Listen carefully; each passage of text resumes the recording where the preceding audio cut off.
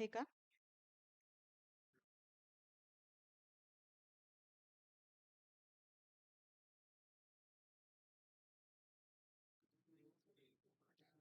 Hello.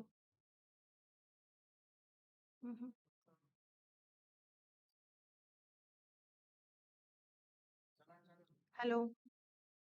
इकोच येतो. करू.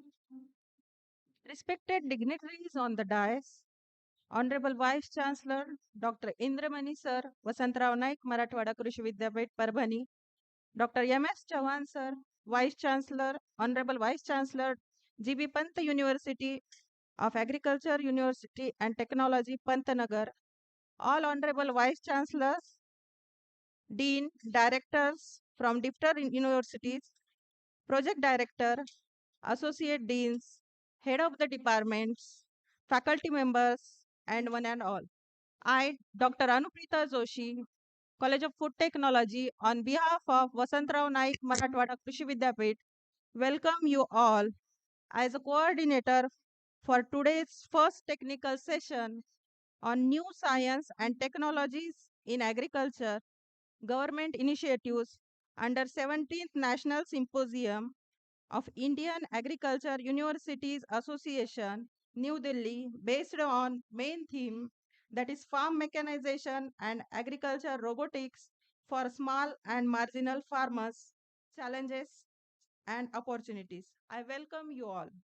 So as a customary, may I please request Dr. B.V. Asevar sir, Director of Instruction and Dean Vasantrao Naik Marathwada Krishi Vidyapit, to welcome Professor Dr. Indramani sir, Honorable Vice Chancellor Vasantrao Naik Marathwada Krishi Vidyapit Parbhani, by offering a flower bouquet.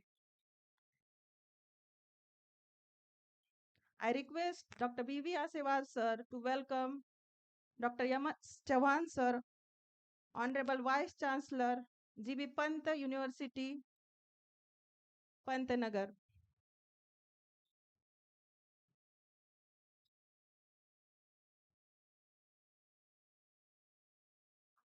Thank you, sir.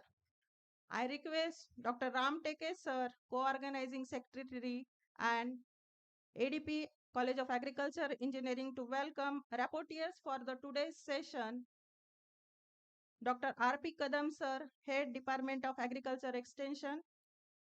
Dr. P.S. Kapse sir, Technical Officer to Honorable Vice Chancellor sir. Now I request chairs of this technical.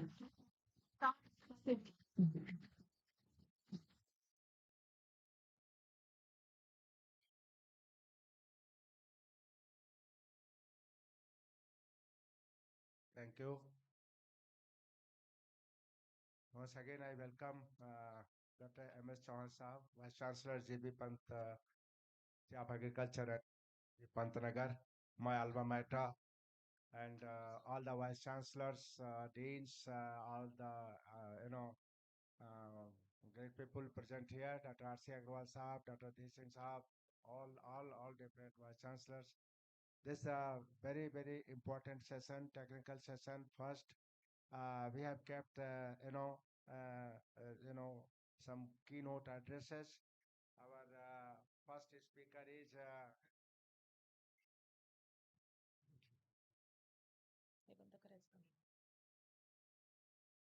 Kolekar ji is available.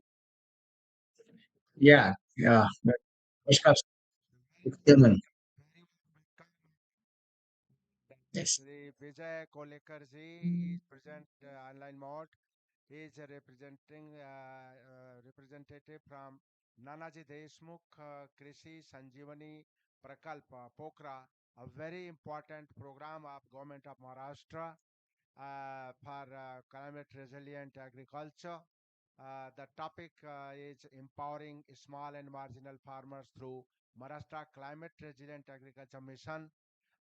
We will request that as we are already late, so if presentation, you can start the presentation, we finish, and some time should remain for question session. So very warm welcome, Dr. Vijay Kolekar ji.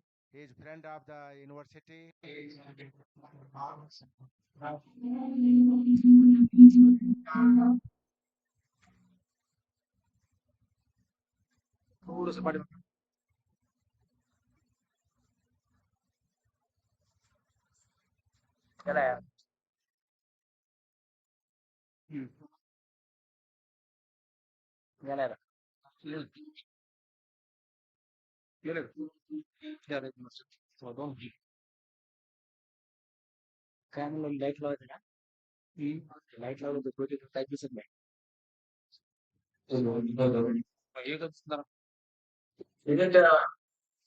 is it visual? Visible?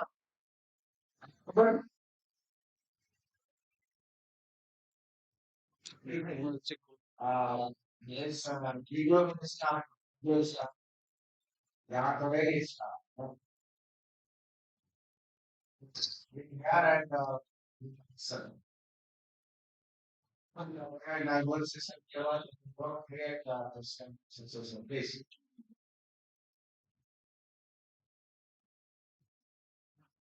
You know,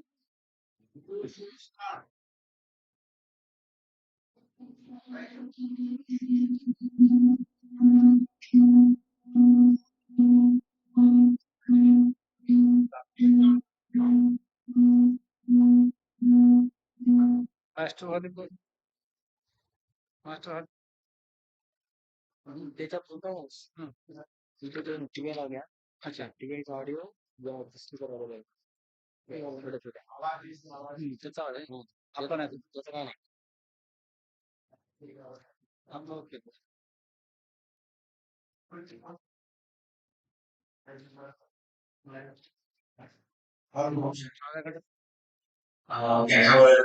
Can have a yeah. So I'm going to say like whether it's is it going? Okay, thank you. So I will actually come to the topic of forwarders in Maharashtra is covered by enhancing land resilience their farming systems. This is very important discussion happening at global and national level. How to enhance the resilience of the agriculture in various sectors when there is vulnerability. And Maharashtra is one of the most vulnerable states in case of climate variability is considered.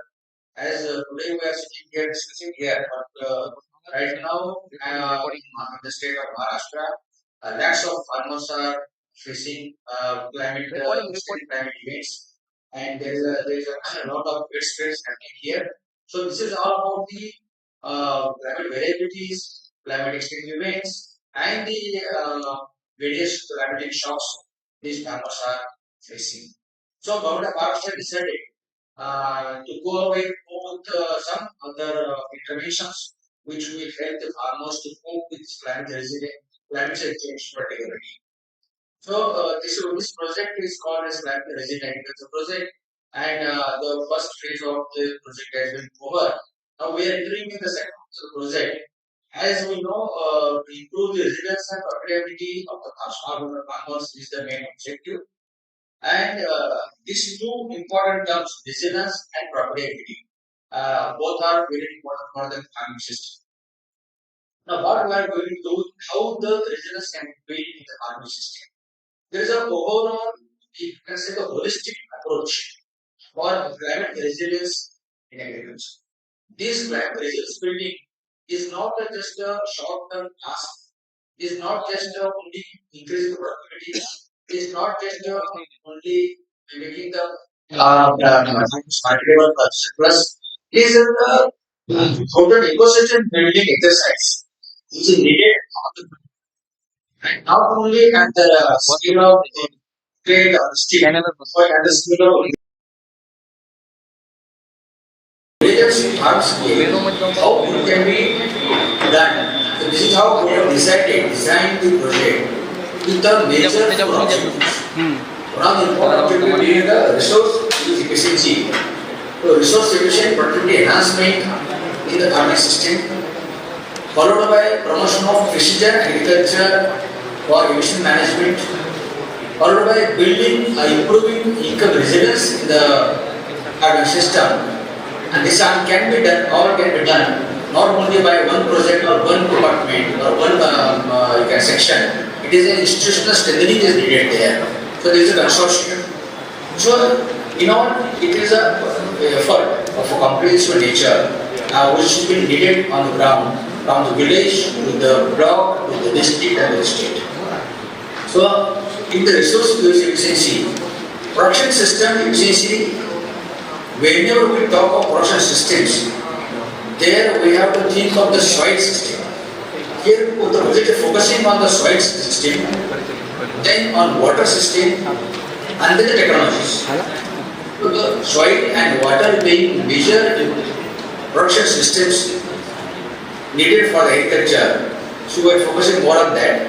And then we are incorporating whatever have been researched by the universities and the institutions. These are the climate resilient technology particularly.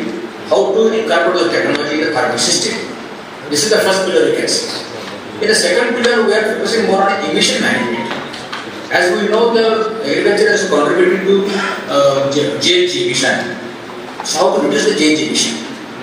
The area of this project is starting from Marathwada to Vidarbha, and where there is a paddy area also in Vidarbha area.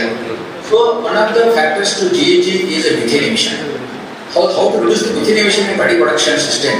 This was one of the targets we have put. Besides that, reduce energy consumption in agriculture, particularly the electricity energy, diesel energy, how it can be reduced, how it can be replaced by other things.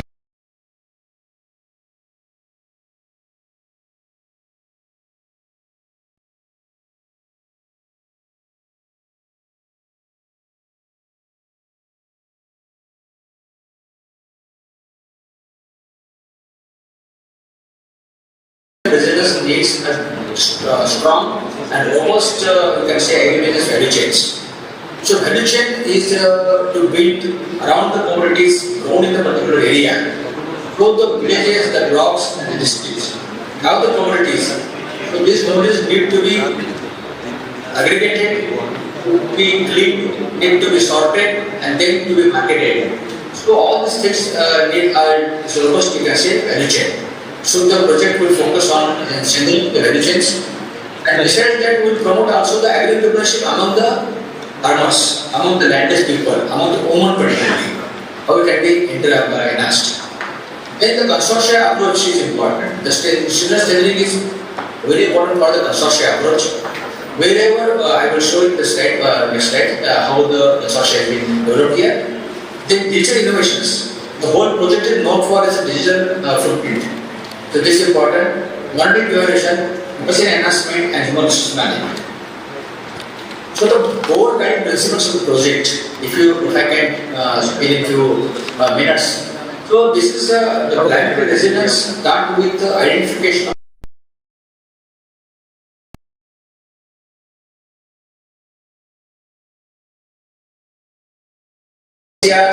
Institute, Data Institute, Center Research for Agriculture, that they have developed the system or the protocol how to assess the vulnerability in India for the districts as a thing.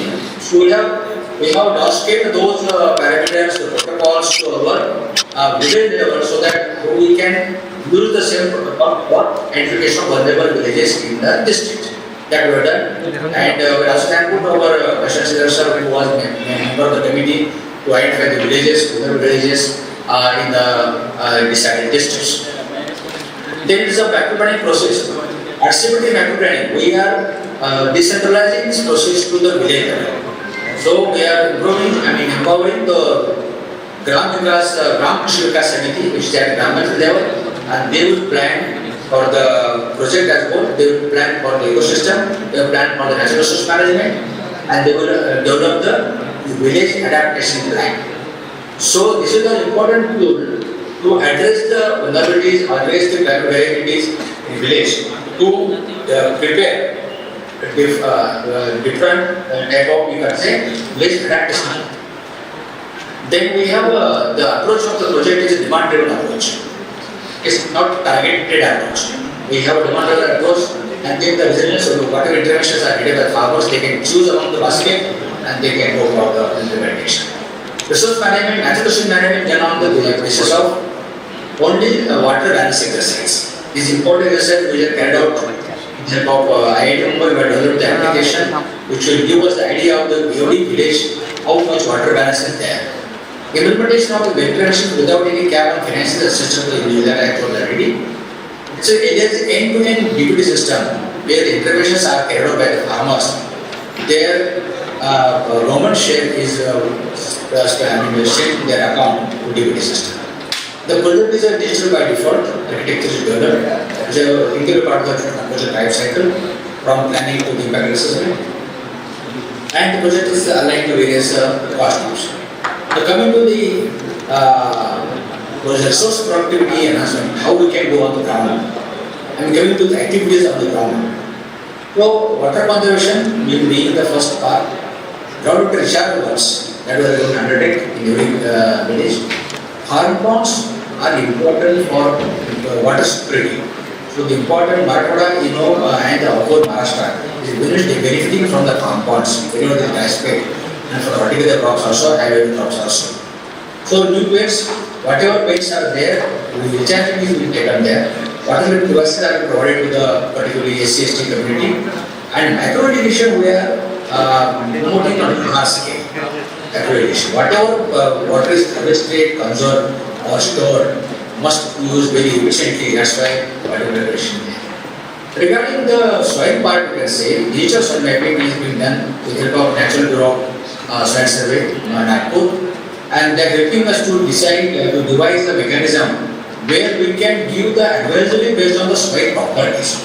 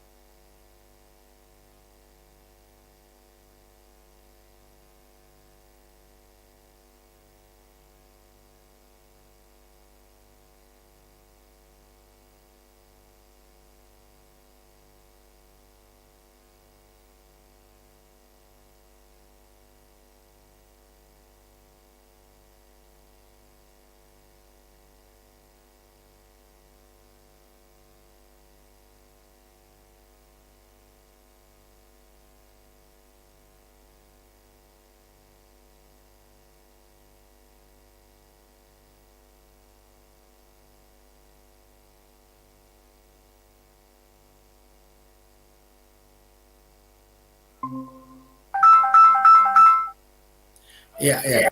There was a gap. I think I should apologize for that. There was a gap. Again, I'm just presentation. There was a network gap here. Yeah. Yeah. So I was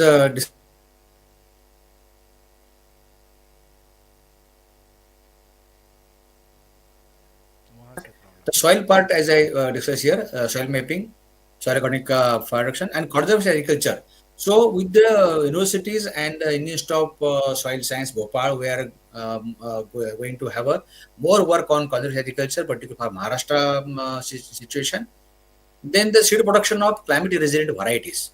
The varieties were developed by universities which are having climate resilient characteristics will be multiplied through the project. and there will be a good shell production program.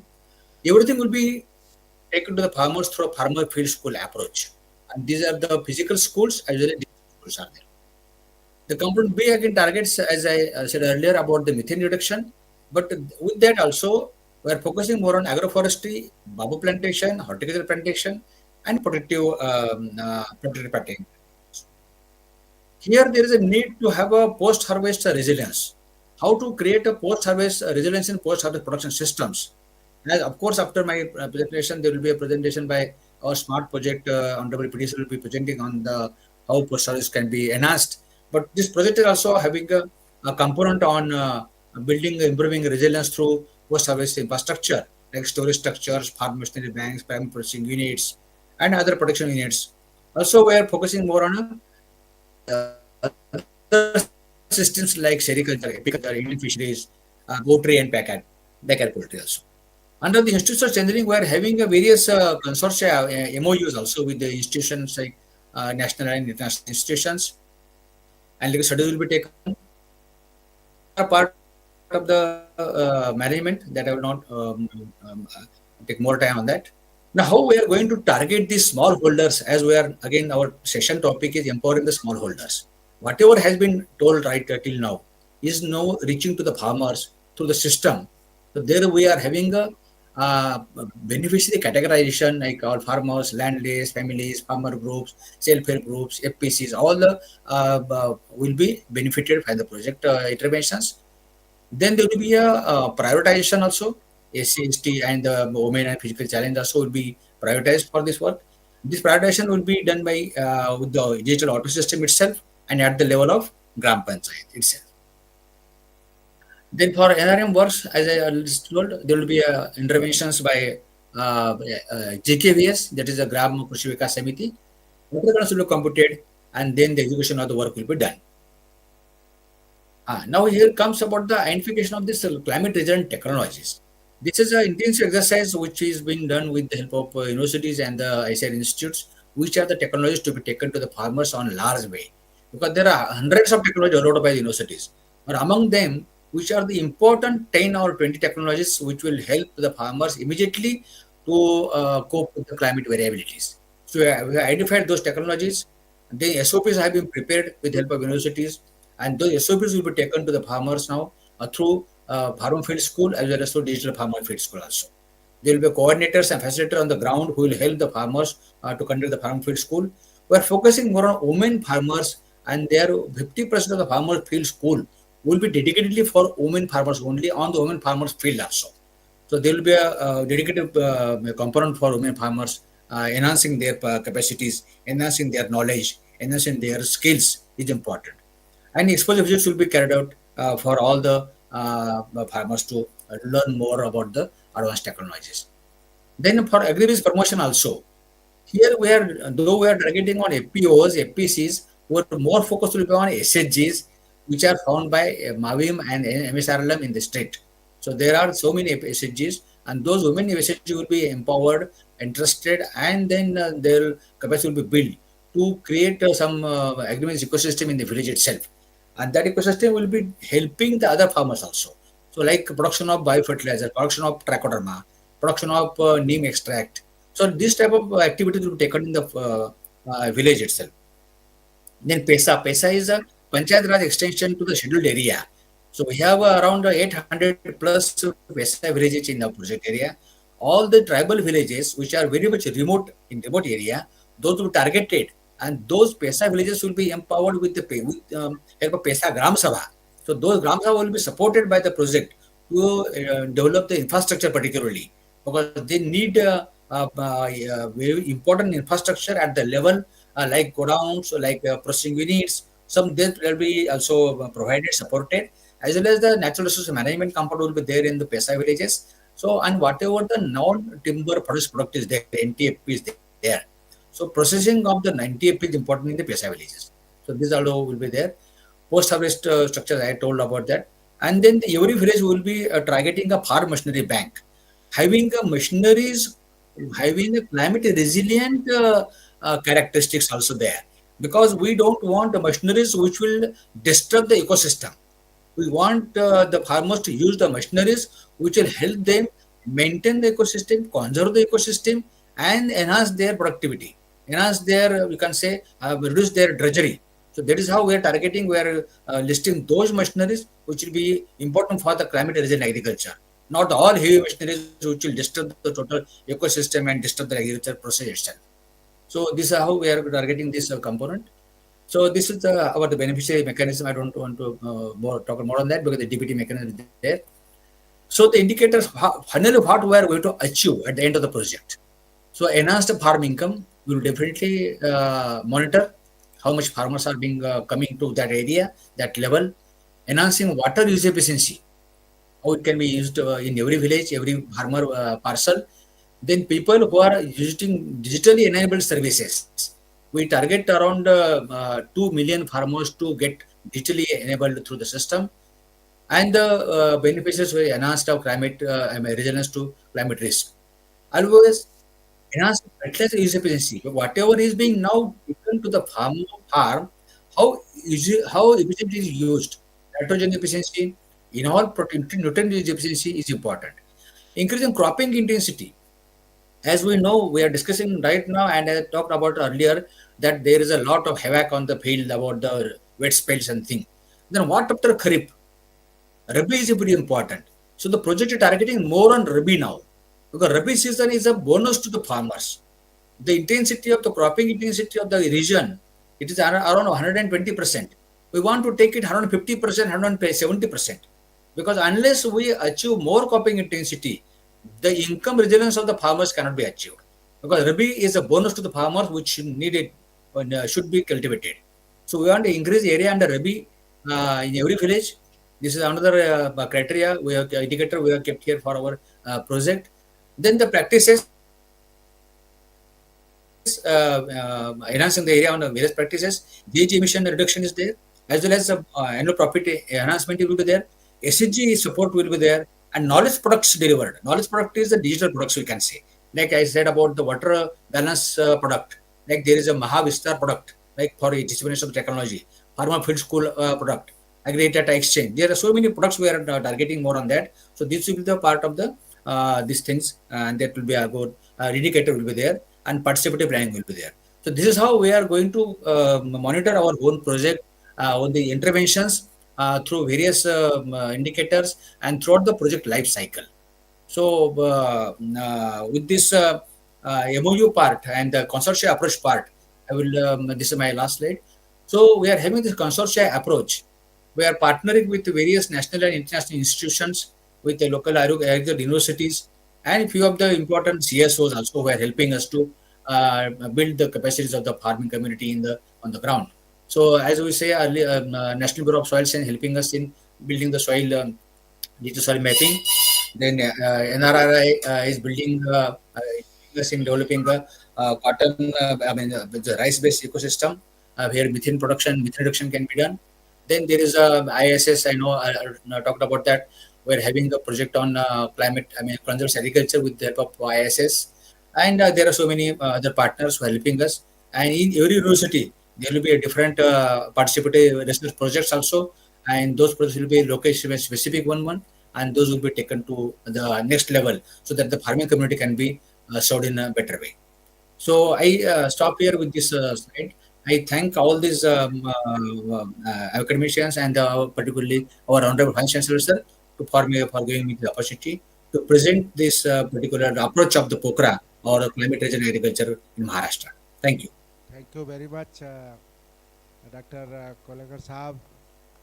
For your information, we have Vice Chancellor and directors and deans from different universities, starting from Pantnagar to NDRI Karnal to Horticulture Universities of Raipur and Bagalkot, Karnataka, and all different representatives are here. And idea was that learning from Maharashtra and learning from my friends. So the presentation has been very clear, very vivid, and for information of honorable vice chancellors, and we have our former deputy director general education, Dr. R.C. Agarwal, also present here. So this is one of the most innovative and successful project of Maharashtra for farmers for climate resilient agriculture. Universities and the government of Maharashtra, they work together for the benefit of the farmers. As colleagues have said that, and that is our preparation also, because the whatever excess rainfall, excessively high rainfall rather we have got and the damage has been there. We are also want to harvest this as a opportunity for increasing more area under Rabi crop, because for information of the friends that in Maharashtra, particularly here in Marathwada, half of the the Kharif Kharif cultivation and Rabi cultivation cultivated area. In Rabi it is half 42 and 21 lakh hectare. So that's we want to harvest that more and more area we can engage, and cropping intensity, what colleagues have said, that this has been a very useful program, and university is providing the technologies. If that's how we want to say something, or if you have some question, then if you want to ask, because I know that such things can be done in other state also. That's what the message is. So if you have some, any clarification if you want from Kolekar Saab, Yes, thank you. please. Thank you. Kale Saab.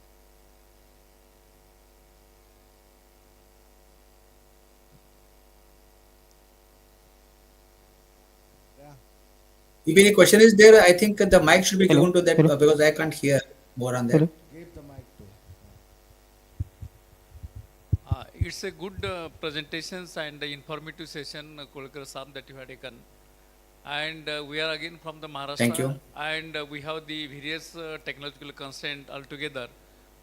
We'll discuss it later on more in detail in Kolekar person to person. Saab, Professor Parbhani Vishwanath Kale Saab, Vice Chancellor Dr. Baba Saheb Ambedkar Technical University, Okay. Bihar, Lonere.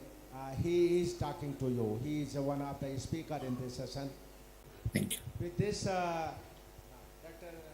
Pantnagar University Vice Chancellor Professor Chauhan wants some clarification from. Dr. Kolekar Sahab, it was an excellent talk delivered by you. So, in fact, today the situation, you know that the Maharashtra and whole India, the situation is very different, where we have the impact of the climate change. What impact I am talking, that over 50% of the Maharashtra population of the agriculture system is affected by this over flooding.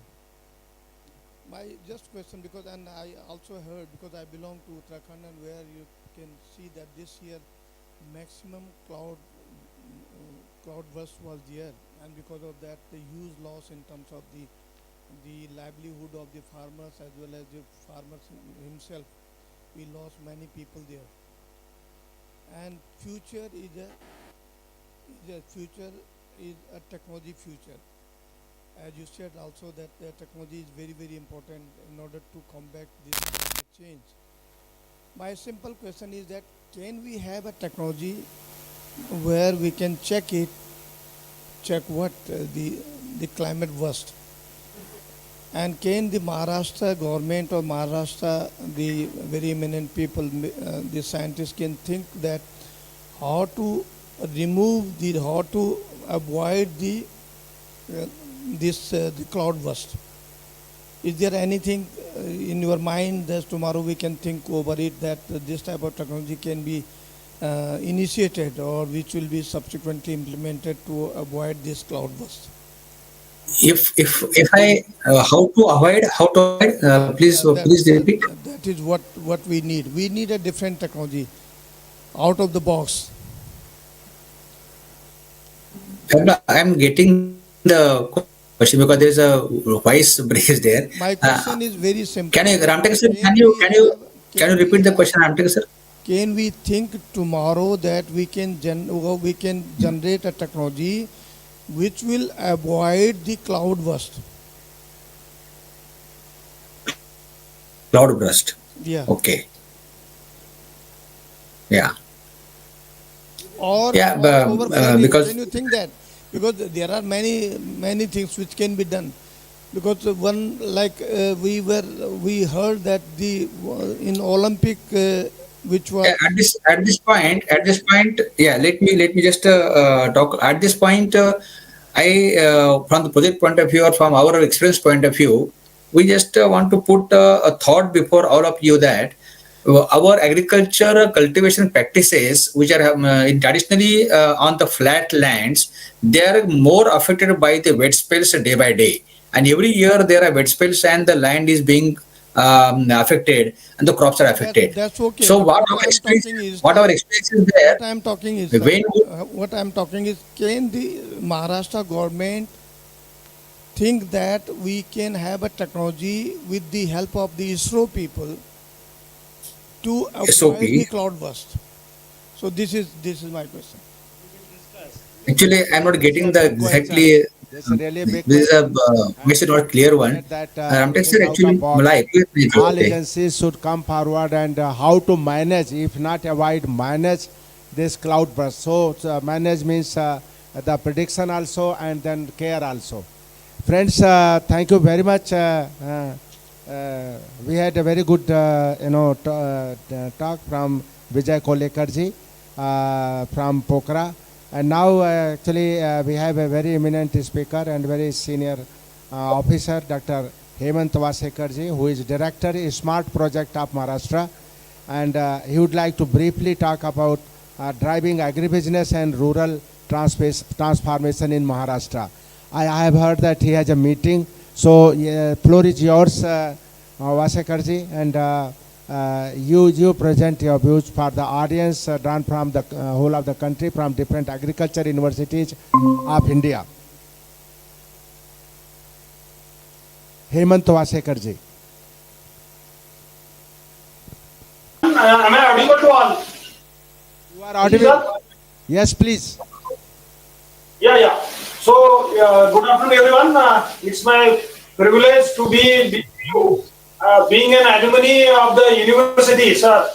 I had been a veterinary student of the university, although now it's a separate university. But I got a degree from MAU only. I got a post-graduation from my veterinary college, Parbhani. So it's my privilege to be with all of you.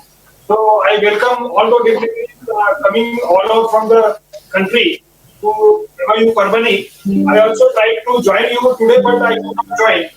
So right now I am officiating as a project director for this World Bank project, that is State of Maharashtra project on agriculture and rural transformation, and it's being renamed against the Honorable Bharat project.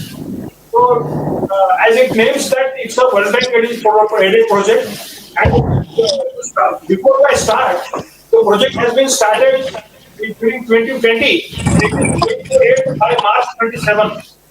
So the thing I want to translate here is that so the major part of the project has been already over. So as compared to Pokhara 2, because it is in pipeline and in future it is going to be implemented. In Smart, we are already planned all the project all over the state, and now we are in a implementation phase. And in the 1 year, we are going to on the exit phase. So there are very limited possibilities of any new sanctions in the project. So I wanted to make this point very clear, because many questions may arise that, sir, how can we get benefit of this project from Smart? So that's why I have made it clear. But the august gathering may know about what is the main function or the objectives of the project, which can be discussed in this simple view. So, next. So, this is start about. I request that if the mic is on from some other place, please make it off. So, this is in short about the profile of Maharashtra. So, just as a preface, next slide. So we go to the Smart. Why the Smart? There was a need of Smart project. So as you read here in Maharashtra, we got more than 80% of the marginal farmers. The land holding is very limited. Secondly, The major crops being cotton, soybean, maize at 50% area and pulses of 30% area. And the prices of these major commodities are being influenced by the global markets and trade policy. So this was a challenge 5, 6 years back. We were facing the farmer suicides also. And the main issue was about the post-harvest management and the processing part, because many reports have been made for the production part, but here there was a need to do something very special for post-market management. Again, one more point about the value chain development. There is a low representation of women in upper level of value chain, and secondly, as everybody knows, more focus on impetus is on production-driven extension activities and less emphasis on the value chain development. So the concept of SMART, which was formulated, I think around 2029, and it was sanctioned by World Bank, Government of India, Finance Ministry, and Government of Maharashtra. Next. So this is in short about the budget of the project. As you can see, it is around 2,100 crore total project cost, around $300 million in US dollars, and state of Maharashtra is bearing around 27% of the total amount. The project duration is 7 years. Right now, we have already received around 800 crores and we have already spent around 700 crores. Next one. So this is in short about the components. We can go into the details on the next slide. Next one. These are the departments which are already involved in our project. So other than the agriculture department, the animal husbandry, marketing, cooperation, women and child development, rural development, urban development, next. And the other departments such as MSRLM, Mavin, cooperation, all other departments are also involved in the SMART project, so that the marketing department also can be strengthened for the benefit of the farmers. Next. So the main impetus of the project is on the productive partnership. The concept is like that: the community-based organization or the farmer-producer companies, which are formed out of the farmers, those are being registered, and such kind of projects are being sanctioned for these farmer-producer companies. Why the word productive partnership is used?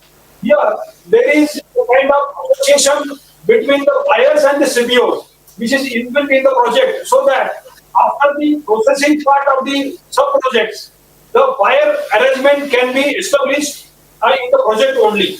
The second part is about warehouse-based projects. Third part is about some digital services can be provided to the community-based organizations. There is some project or information on the important part also. Next one. Next one. So, as we have already discussed here, the farmer producer companies and the association between one or the more institutional buyer, because at the time of sanction of the project, we do have a kind of association between a farmer producer company, which may be having oil mill, rice mill, warehouse, or some kind of processing unit. So that can be related to the big buyer or the buyer which is there in the market. So this kind of arrangement is already made in the project. Next one. So if you can short about the project sanctioned right now, around 1,000 or more than 1,100 projects have been sanctioned in the project. And with the amount, the system is like that: the 60% is the subsidy part, and 40% part is shared by the farmer producer companies, out of which 30% is the loan part, which is being borrowed by the banks, and 10% has to be shared by the farmer companies from their own share.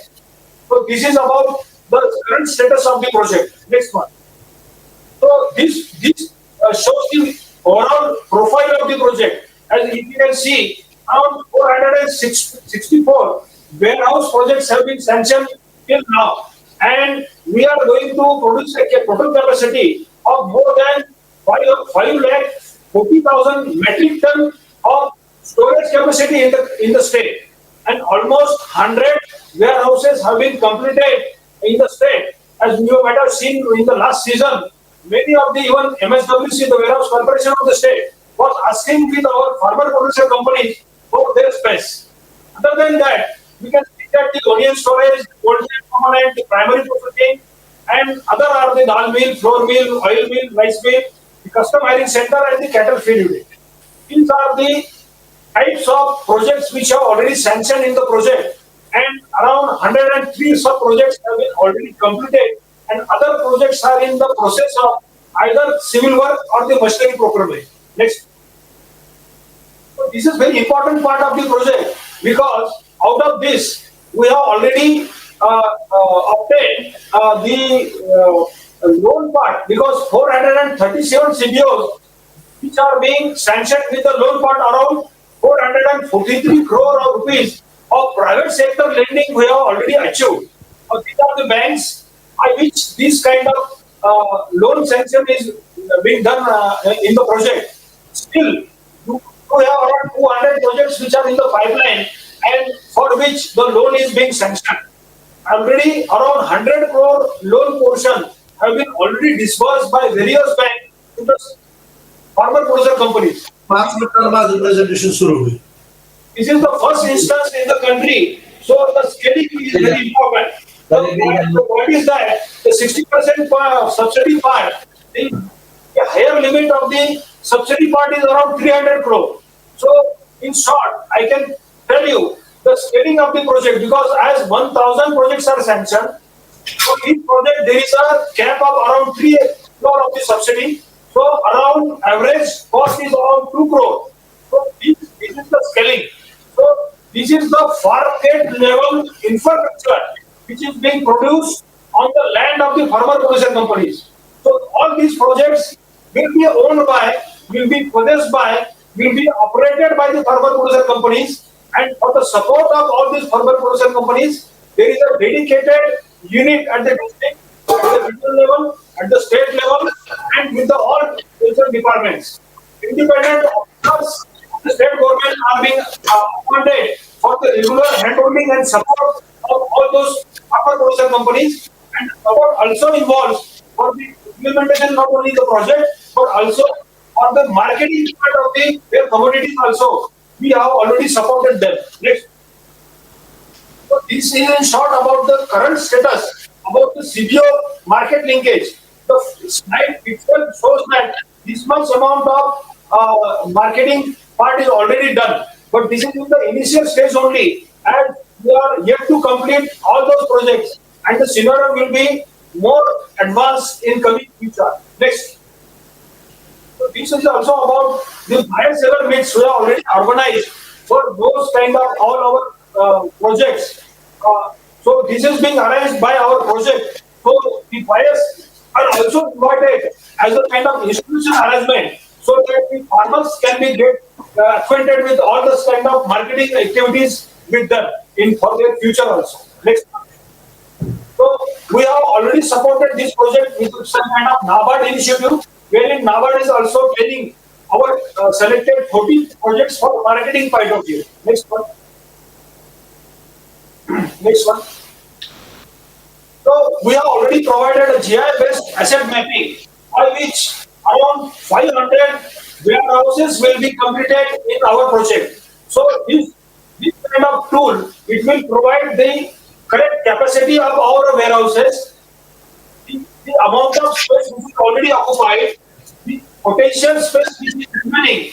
So this will help all those potential buyers in the country check that not only the potential buyers, the institutions such as the Food Corporation of India or anyone which needs some kind of storage facility. So this facility we have already provided to all. So this kind of mapping will help our farmers so that their facilities can be utilized to the optimal level. Next one. Next one. So these are some of the slides which are the success stories or the completed projects from various districts. Next. So this is about the APC in Nagpur. Next one. This is about the APC in Nagpur. Next one. Next one. Next one. This is about onion shed. Next one. Next one. So this slide also shows the civil-wise potential commodities, area, and the quantity of in the metric ton. So this kind of data, it is being utilized by us to attract the institutional buyers. So that this is our strength, because a similar kind of uniform quality material is available in kind of abundance, in kind of collected material, so that these big buyers will be there to have kind of association with the directors of the farmer producer companies. They need not to approach each and every farmer in each and every district of the state. So here also we are providing them a support from Palladium company, because we have already onboarded Palladium company for the daily kind of handholding. Not only that, for kind of market arrangement also, we have provided them the handholding support. Next one. So these kind of training facilities we have already provided to the farmer producer companies, and simultaneously the training is already going on. So handholding and capacity building is also an important part of the project, and it is being 100% funded by the project. Next one. So this in short about the digital services, the availability of digital services for our CBOs. Here also we provide 60% and 40%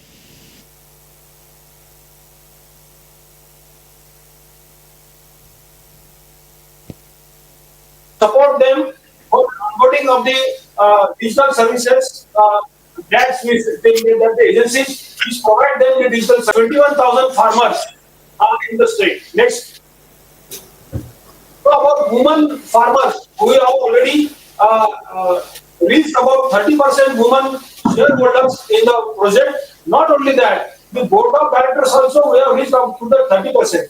We have already onboarded the SHGs. We have already for around 400 companies from volume and MSRF in the state. We are providing direct support to the weaker section and the women companies. We have kept them some kind of reservation in the project. Next one. So this is about the provision of export infrastructure.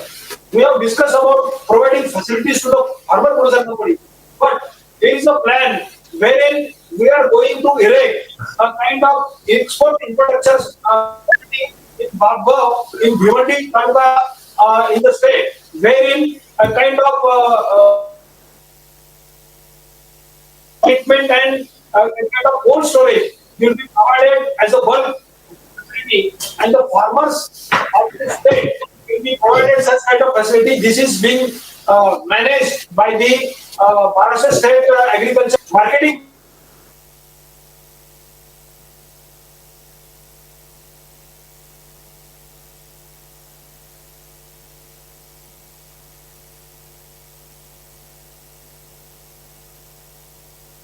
Facility. So this kind of facility will be erected in Nasik district in future. This is about also the plan in the project. Next one.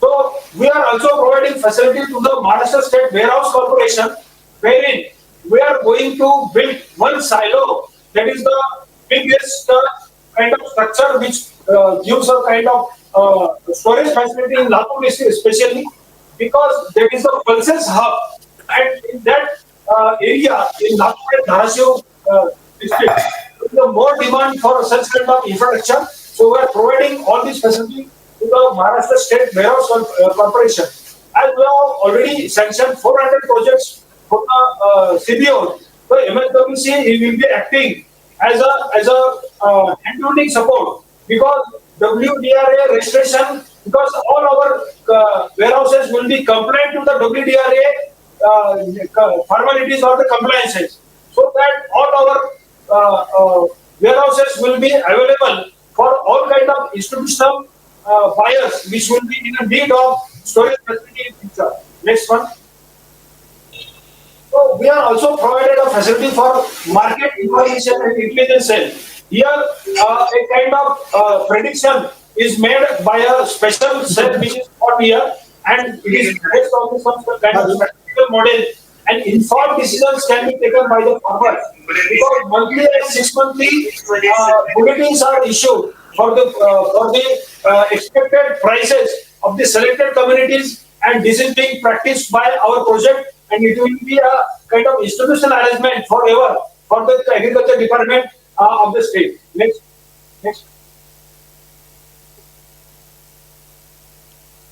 So these kind of bulletins will be distributed all over the state to all farmers so that they can take a kind of informed decision right from the sowing also for which and in which month they can think about the sale of their products also.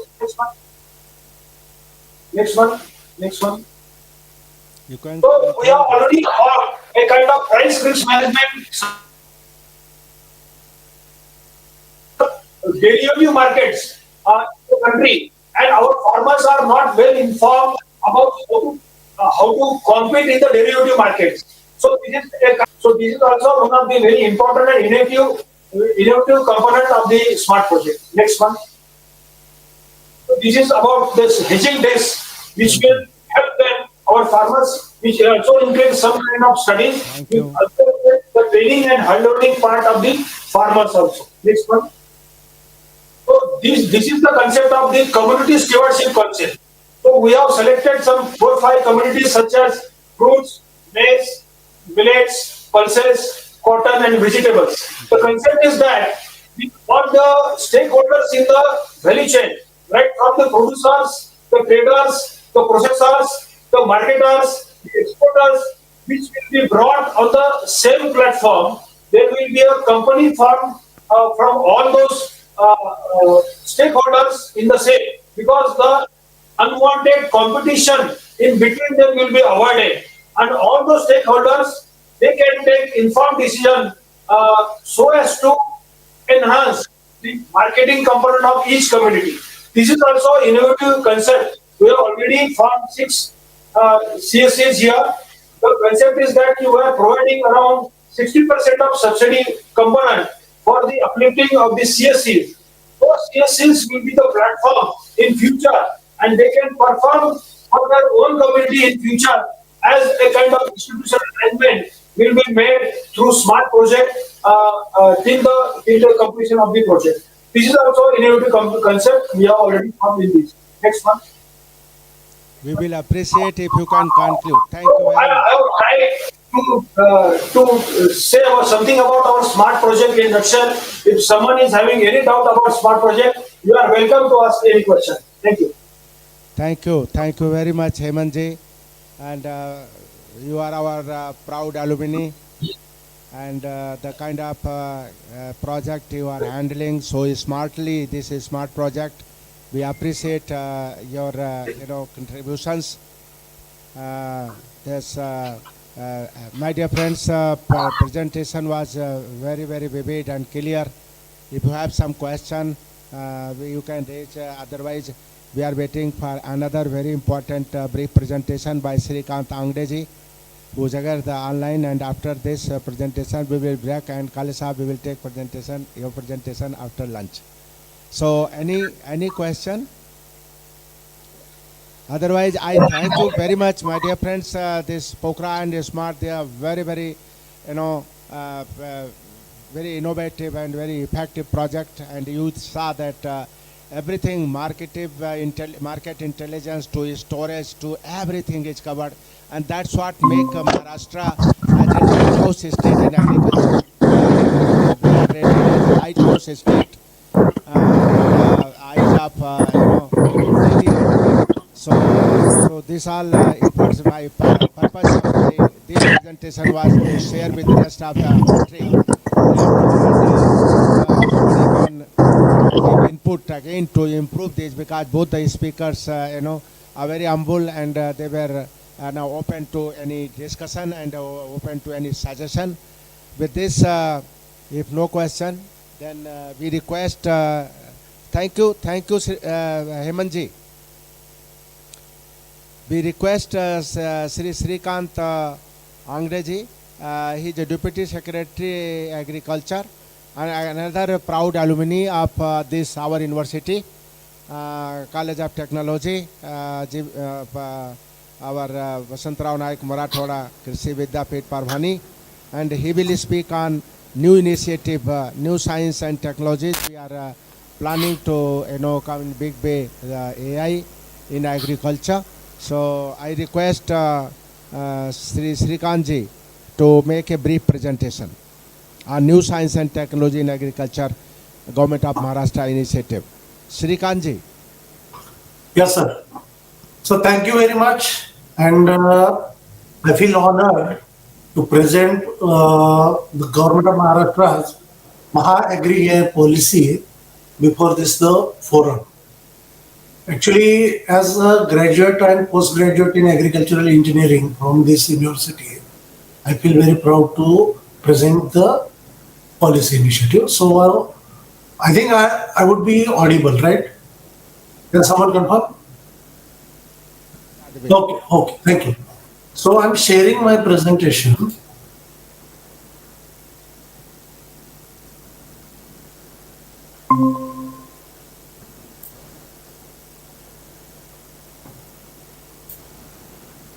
Is it visible?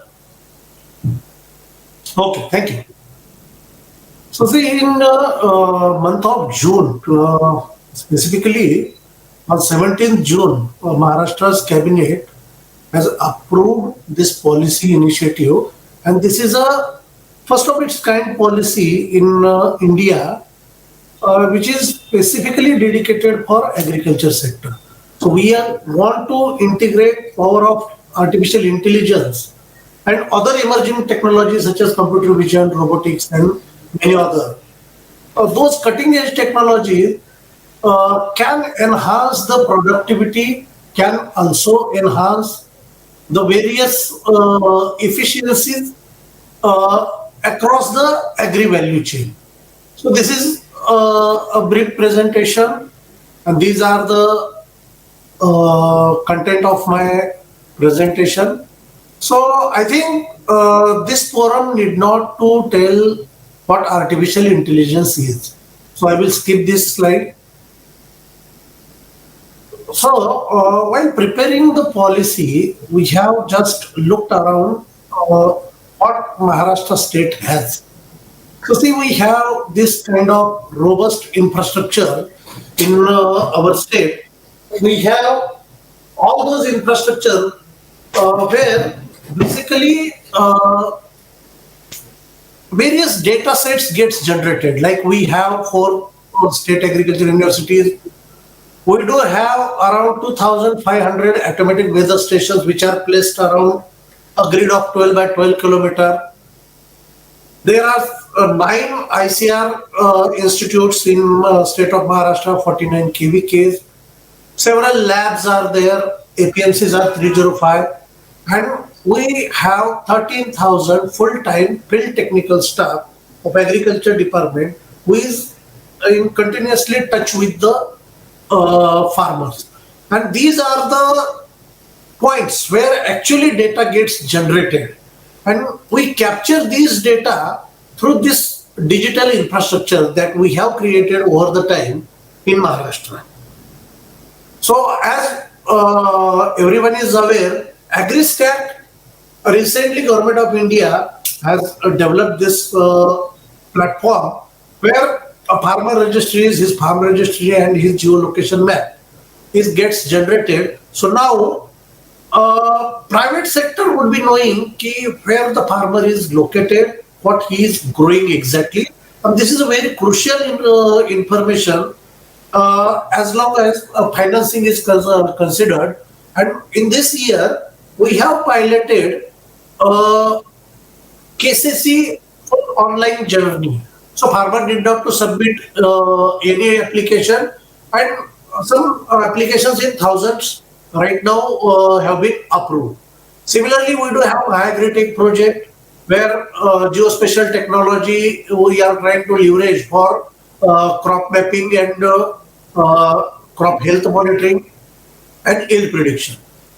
There is another digital tool that is CropSat. This is almost 17 years old database that we have.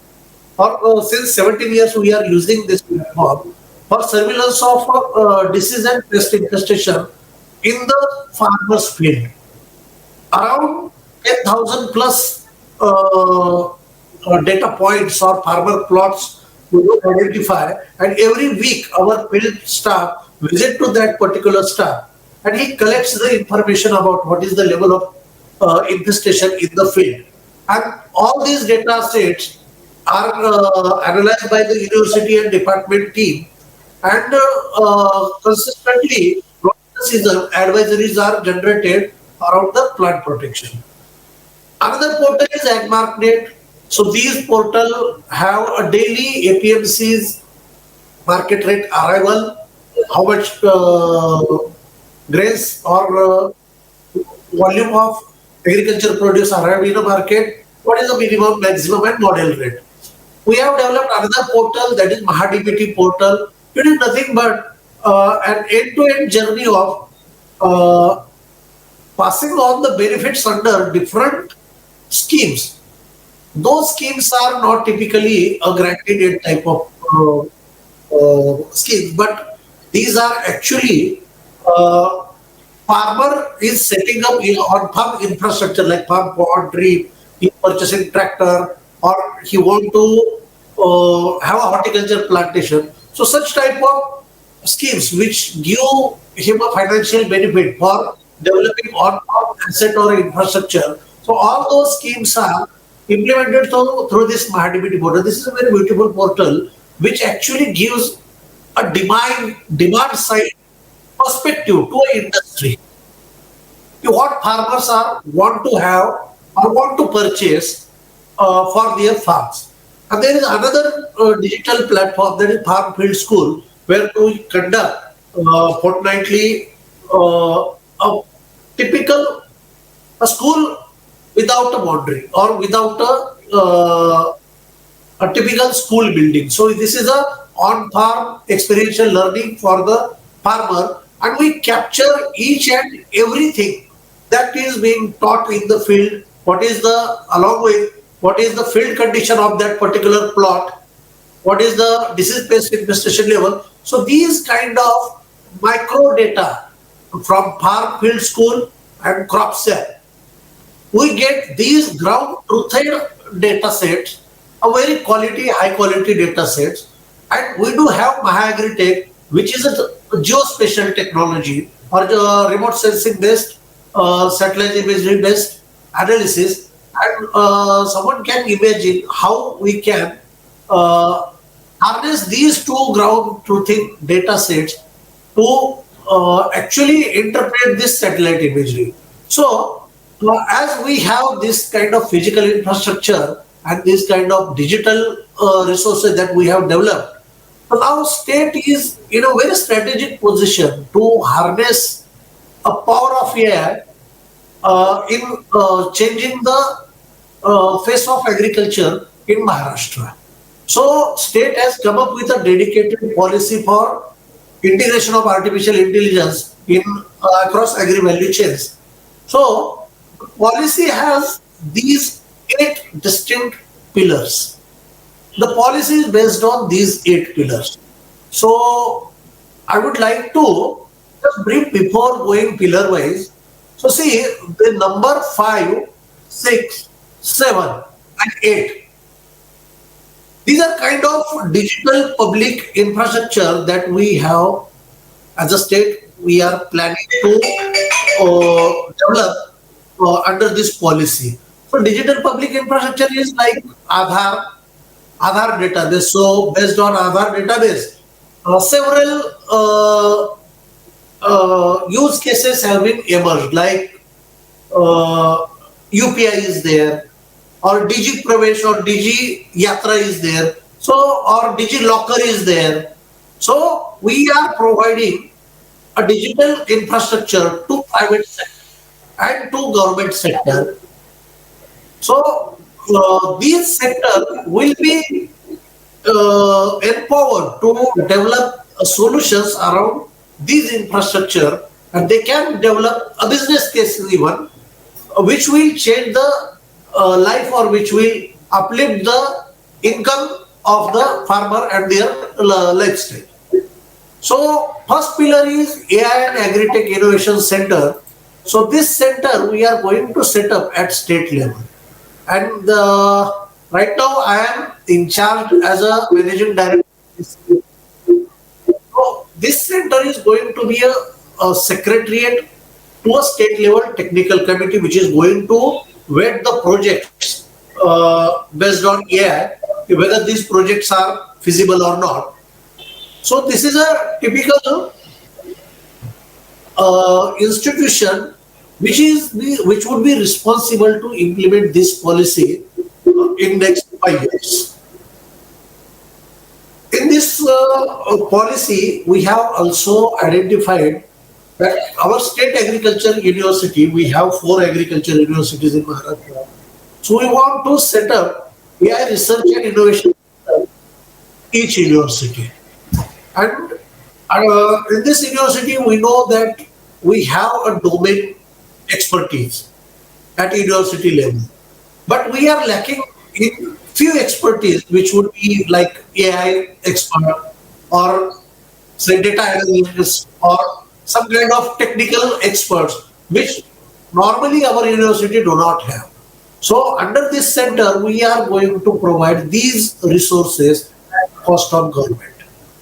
And our university people and these technical manpower together will manage the center and they will develop the solutions.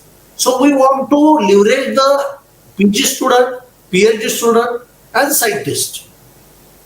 Similarly, as our universities are not that much at maturity level for incubating various startups or incubating solutions right now. So we want to mentor them with the help of IITs, IIScs, because they have gained at least 10 plus years experience in incubation. So we want to handhold our university people and at later stage our university should stood on their feet for mentoring those institutions. We are also in a plan to collaborate with the global AI institutes or labs, even national and international research institutions for knowledge sharing and co-developing the solutions. Actually, we are taking approach that solution around various problems in agriculture should be developed as per the requirement of the industry or farmers, which department is going to transfer those problem statement to university, and we want either public-private sector co-development or university to build the solution around the problem statement given by the department and industry. So those research will be a solution to real world problem. So that is a small change, small but with a big impact. We are trying to bring it in with this initiative. Another thing is that we also want university to develop AI tools which will help them for their research and development activities. And department is going to provide financial support in development of these solutions, in providing the technical manpower which normally university face, and we are also trying to build, or I will come this point at later stage. So we are also giving support for developing IT infrastructure in university. So this is I am emphasizing on this initiative because this is a typical Vice Chancellor's forum. So what exactly we are giving to the State Agriculture University, that I have depicted in this slide. So I would go through digital public infrastructure. So this is a agriculture data exchange platform that we are going to develop.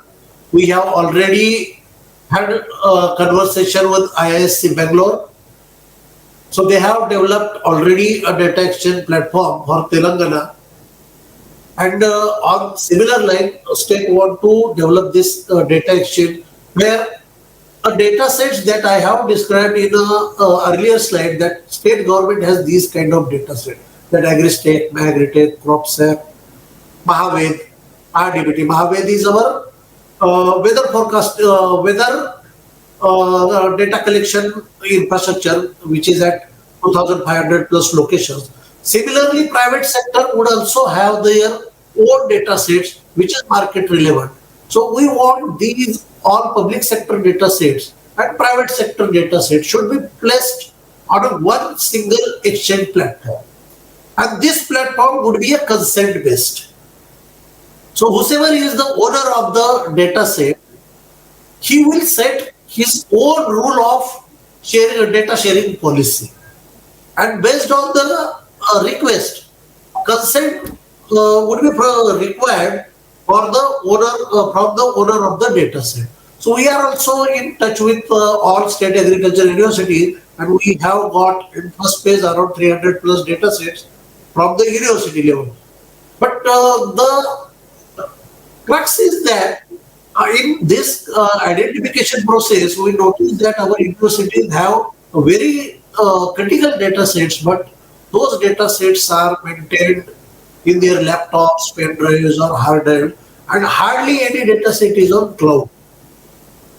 So we are also providing a common cloud infrastructure to university to host their data sets, and same data sets will be plugged into this data exchange with a consent mechanism. So every data set which is going to be placed at cloud of the department, a full control of that data set will lies with the concerned university, concerned identified scientist, or a hierarchy which university place there in data exchange platform. So without consent of those scientists or responsible authorities, this data set will not be shared to any third party. So that is the security mechanism that we are going to place.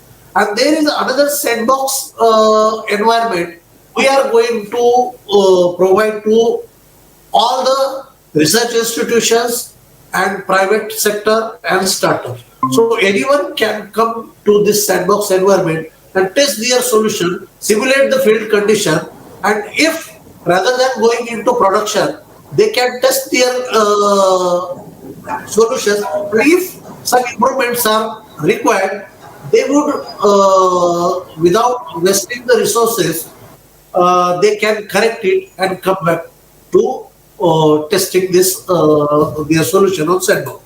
So, in short, we are providing a digital public infrastructure like data exchange platform and sandbox. So, this is going to be a public infrastructure like highway, like bridges, like say telephone network or electricity distribution or generation network. So like this is a public infrastructure accessible to everyone, public sector, private sector or startups, and they can access to government data sets. They can use our sandbox facility. They can use our cloud for developing their solutions with a consent mechanism. So I again repeat, this is a typical consent mechanism, and you can imagine if someone want to access a data set of any of the department, how reluctant government functionary is. So we are providing a free access with consent mechanism, and this will be hassle-free access of the developers and private sector. So this is the first infrastructure. Second is this is remote sensing and geospatial intelligence engine. This engine is going to be AI enabled. So right now we are working in agri-tech project, and a similar effort would be carried forwarded to the next level. So we want to map soil nutrient profile using remote sensing, keep continuous monitoring the soil moisture level. We will try to identify each and every crop, especially intercropping scenario that right now we have not cracked in my agri-tech project, but our efforts are going on. So government should have scientific data analysis about the which crops are grown, what is the area under those crops, and as I have already told, we have CropSat data set, which is a ground truthed. This is a pest surveillance data set. So we would like to monitor the crop health over the season with the help of satellite data and this ground truthed data. And as we would be knowing the what weather was, what soil moisture level was, what soil nutrient profile, which crop is grown on which particular land parcel. So we should be in a position, that is our ultimate goal, that we should be in a position to produce advisory to farmer which is relevant to his parcel, his land parcel, not a generic advisory. So this is our ultimate goal, and we are planning to achieve this goal through this policy. This is the another DPI, that digital public infrastructure, that we want to build through this policy, that is the agri-food traceability and certification platform, which would also be AI enabled. Normally, we don't think of traceability or certification in case of only export, but we are trying to promote traceable food or traceable agriculture produce even for domestic market. So our consumer should know what they are eating, where it is grown, and what does toxicity level or chemical content residues are there.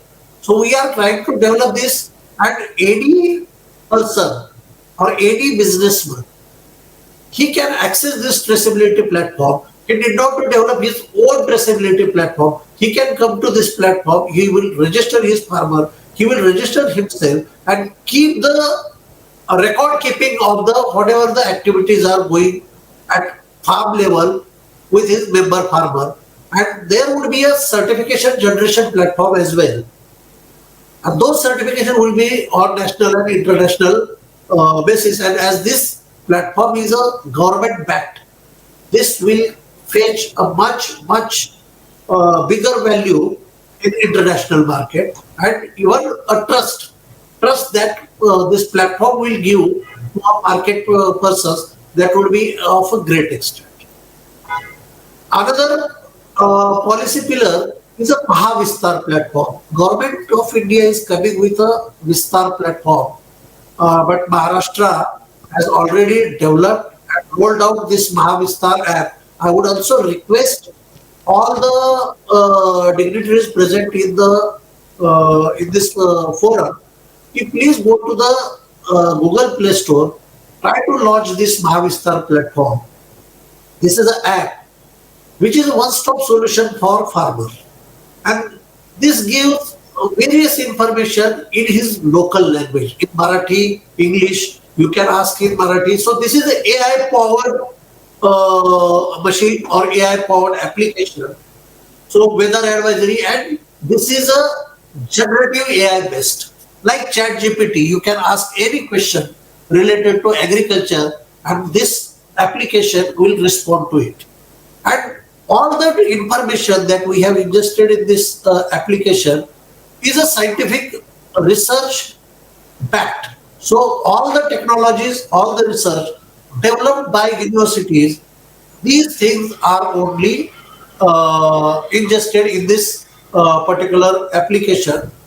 Apart from that, this application gives information like just I would read this. These are crop advisories. These are standard operating procedure or package of practice, I would say. These will provide a package of practice information about package of practice of what farmer should adopt at particular cropping stage, crop growth stage, right? So soil health information. This app also provide how much fertilizer he should apply to his crop, depending upon if he enter the value from the soil health card or if he has a soil test report.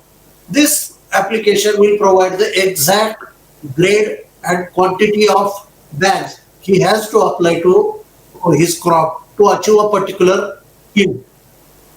So climate resilient facility, disease pest like plantix type of application.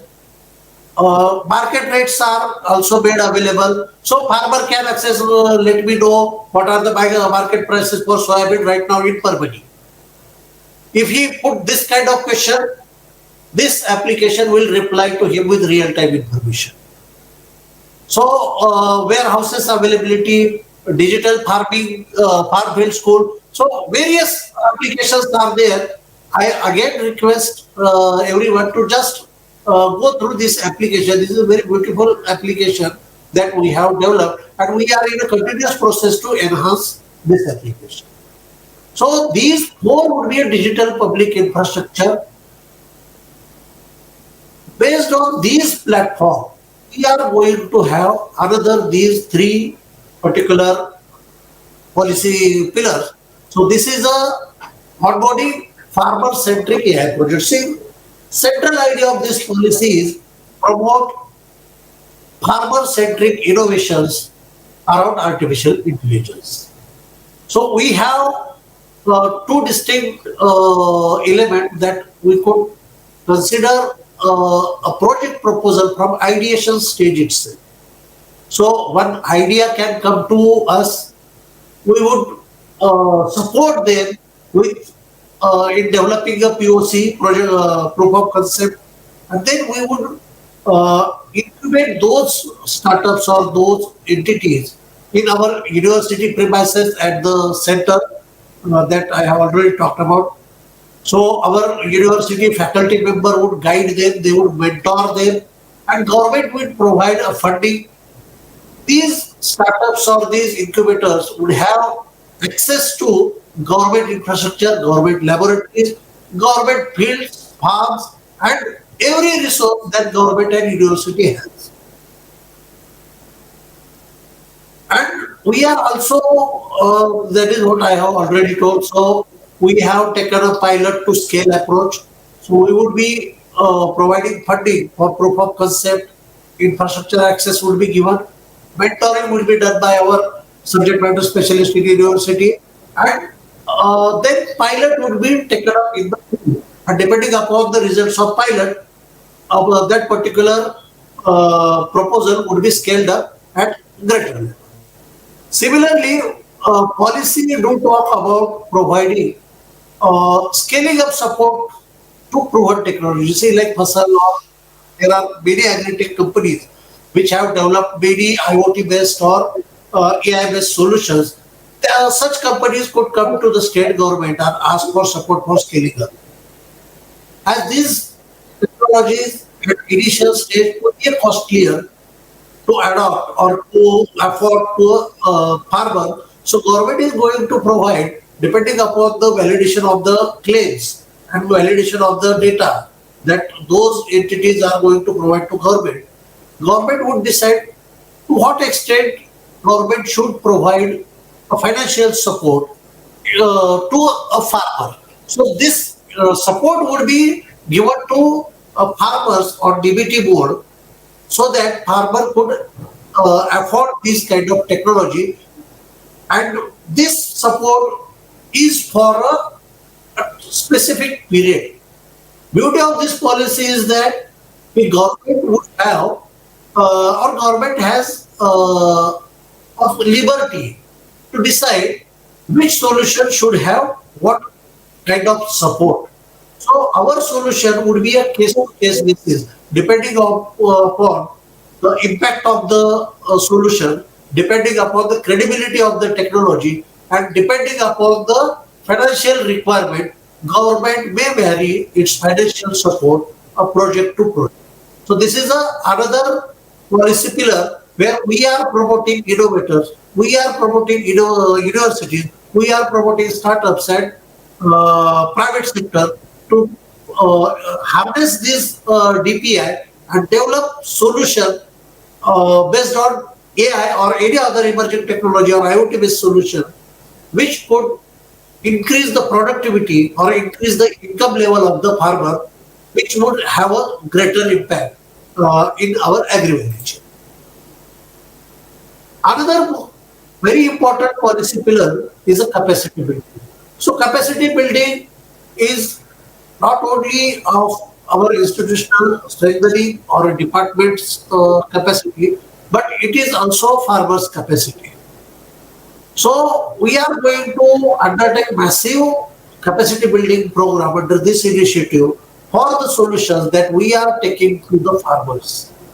Based on validation, ultimately farmer is going to use those IoTs, those sensors, those AI powered tools at his farm. So farmer need to be trained, or his capacity or his skill need to be built to use this infrastructure which how to set up at farmer's field.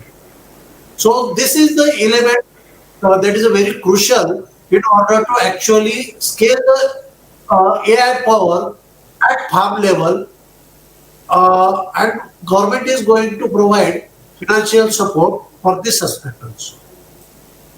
And last but not the least is Maharashtra government is going to have every year a global AI in agriculture conference and investor summit in Maharashtra. In coming February, month of February, we are going to have first global AI conference in Mumbai. I also request all the vice chancellors present in this VC or this presentation to participate this conference. We want to showcase what Maharashtra has made progress in AI. We would also like to showcase the projects that we have funded under this policy. We want to have interaction between our domestic players with the international research institution or international investors or even national investors who can have a curated discussion, curated particular sessions for them. They can build their partnership and they can collaborate to taking their solutions to next level. So this is about the policy. To go for lunch break, if you can summarize quickly, Angreji. Hello, am I Yes, audible? just last minute, sir. Ha. So actually, our policy has a budget, approved budget of rupees 500 crore. So this is a typical distribution along the components of its policy. Every year, we are going to review the actual expenditure, and government has assured us that the 500 crore is just beginning, and government is going to provide whatever financial requirement would be there for execution of this policy. So thank you very much, sir. So this is from my side. Thank you very much. Thank you very much, Angreji. As I said that another very important lecture, and as I said that he is another proud alumni of this university. So out of three, two were our alumni who made a wonderful presentation. One on smart, second on AI, and first one is on POCRA. My dear friends, vice chancellors, and audience, I wanted to keep these presentations with a specific purpose that what Maharashtra is doing that should go to the rest of the country, number one. Number two, we wanted to learn from you, as Angreji said, that please go to Mahabistar, this app, and it is available on Google Store, and go through. If you have some suggestion, you can suggest us. We are still in phase of refining and improving the things, and this platform is very important because all the experts from the country, both from industry and academia, are here. We wanted to put government, and since morning I'm talking about that AIG model. Until and unless academia, industry and government join hand, we cannot show the impact, we cannot show the actual development. Maharashtra is a leading state in these aspects, whether it is Mahabistar or Maha-AI or Mahabij, and then coming to you said the POCRA and all.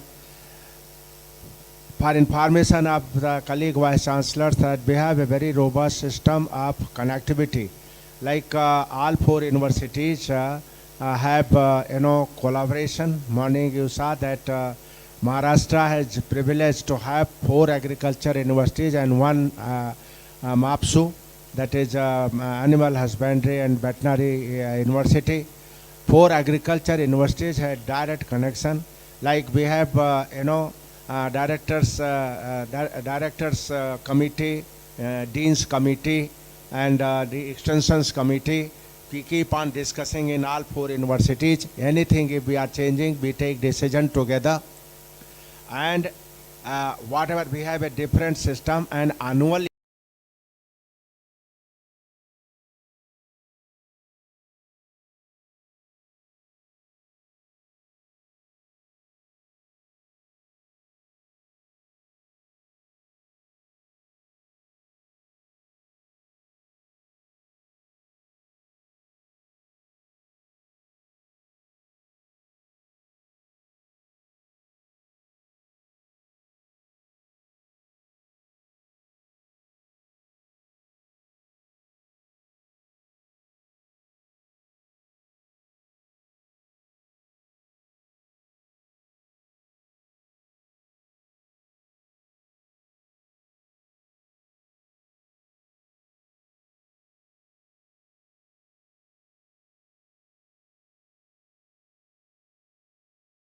technology. So that is what is learning. I always speak whenever I go to Delhi and our other forum. I speak that Maharashtra model should be, copied, greater connectivity between university, government, industry, and farmers. Not only that, in joint agro ISCO, if you have some technology that are recommendation, all that, and even varieties, they are released. It is a very hectic exercise of 3 days. Annually, it is organized every year, and this year we got the opportunity. So that model basically I like personally, because whatever you are, writing as a recommendation, it means and matters, and this has to be adopted by farmers. Government of Maharashtra gives that, okay, you adopt it, and their only rejection is there. The joint committee, they no, it is not mature. So anything, any recommendation you cannot, give, and that is and cannot forward to the farmers. Wherever sieving system is there, chunni system is there, and after evaluating, and then it is accepted or rejected. Even varieties are accepted or rejected. Technologies are accepted, rejected at that platform. So all 4 universities join hand to do, and then in that program, all ICR Institute, line department, they all participate, including selected industry. So this is what the first technical session purpose was, that what is the system in Maharashtra is working, and if any suggestion is there, please give us suggestion. We are open to, in Maharashtra we are open to for improvement, taking suggestion from you all, and then we want to convey to the vice chancellors who are online and physically present here, that this particular session I wanted to keep, that was not in the, normally we couldn't keep in agenda. I wanted to have joint secretary, she has consented, joint secretary machinery and technology from Government of India. So she, madam, has consented that I will come, but because of some reasons she could not come. But I'm very happy that all three these presentation which I wanted, that should be, happen here in this hall. This has, we have completed this. Already my apology that lunch is delayed. We thank you, Angreji. Thank you, everybody online. And Thank you, sir. Thank you very much for a very, very clear, vivid, and very progressive and very intelligent presentation. I have been, he has been, we had went together. There is another committee. We are planning to have this AI-enabled technology centers here in all the 4 universities, and very great help. And he is spearheading this AI in agriculture program from Government of Maharashtra side. Congratulations for your this efforts, and let us hope that big success to come, and the farmers who are in turmoil, who are in problem, we should we are able to help jointly by university, by government, by industry, and by us stakeholders. Farmer centric, everything you spoke was farmer centric approach, and that's what the need of the hour. With this, one one minute, please. Kale Sahab is here. Yeah. He is Vice Chancellor, Maharashtra Technical University. Kale Sahab, please. Yeah, you are always talking about the 4 agriculture universities. 2 are already tie up. Now today, 3rd is going to tie up. My point to Angreji as an Secretariat of the Government of Maharashtra, we have been associated this technology that we have proposed since last 2 decades as AI researchers and tool. So we had already some proven record data with us and technology with us. That is what somehow some point that I will highlight in my presentation. But we will have to some table discussion face to face with the various parameters. That is what we have elaborated. That is for my submission. And this is our state technical university for entire Maharashtra. Along with the agriculture university, we will take this mission definitely ahead with the true spirit and letter. That is my submission. Okay.